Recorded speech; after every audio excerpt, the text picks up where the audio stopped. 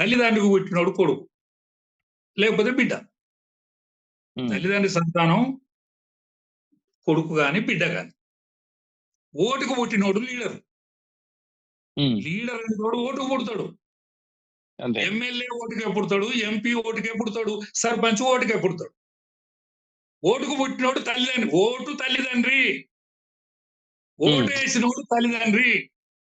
ఓటేసినోడు వీడి తల్లిదండ్రి రాత రాస్తారు. వీడిని రాత రాసే పంపుతాడు. వీడు గెలుస్తాడా ఓడతాడా? వాడు ఓటేసినోడు రాసిన ప్రకారం వీడు నడతాడు లీడర్. లీడర్ తప్పితే కేసీఆర్ అవుతాడు. లీడర్ తప్పితే కేసీఆర్ అవుతాడు. లీడరు ఇవాళ రేవంత్ రెడ్డి ముఖ్యమంత్రి అవుతాడని ఎవరైనా అనుకుంటారు? ఆయన ముఖ్యమంత్రి చేసిండ్రు. ఆయన ముఖ్యమంత్రిగా చూస్తారు.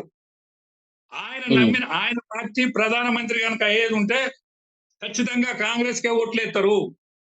మొన్న బీజేపీ ఓడిపోయి ఇప్పుడు బీజేపీ ఓట్లేస్తారంటే ఎట్లేస్తారంటే ఇప్పుడు వేసే ఓటుకు ఎంపీ పుడతాడు, మొన్న వేసిన ఓటుకు ఎమ్మెల్యే పుట్టిండు. ఓకే, కానీ రాహుల్ గాంధీ ప్రధానమంత్రి అవుతున్నాయి ఇప్పుడు రేవంత్ రెడ్డి గారు చెప్పేది. సరే, రేవంత్ రెడ్డికి తెలియదు ఏమన్నది. యావత్ భారతదేశం కనిపిస్తుంది కదా. రేవంత్ రెడ్డి అంత తెలియకపోవడానికి రేవంత్ రెడ్డికి అంత తెలివి తక్కువ వివరిస్తుందని నేను అనుకుంటలేను. కానీ ఆయన పార్టీని అయితే ఆయన సమర్థించద్దా?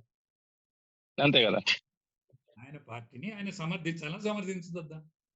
రేవంత్ రెడ్డి పాపం జైలుకు తోలే ఓటుకున్నాడు కేసుల జైలుకు పంపే ఎవరు? మన కేసీఆర్. అటువంటి ఆయన వచ్చి ముఖ్యమంత్రి.